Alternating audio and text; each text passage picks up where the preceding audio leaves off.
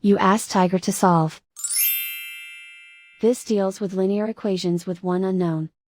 The final result is y equals 203/18. Let's solve it step by step. Group all constants on the right side of the equation.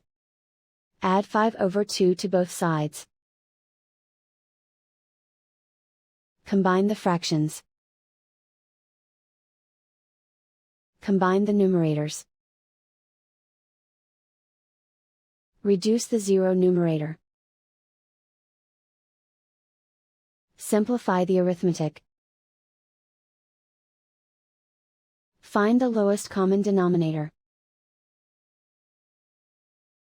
Multiply the denominators. Multiply the numerators. Combine the fractions.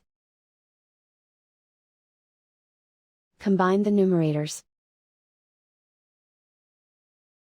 Isolate the y. Multiply both sides by inverse fraction 7/3. Group like terms. Multiply the coefficients. Simplify the fraction. Multiply the fractions. Simplify the arithmetic.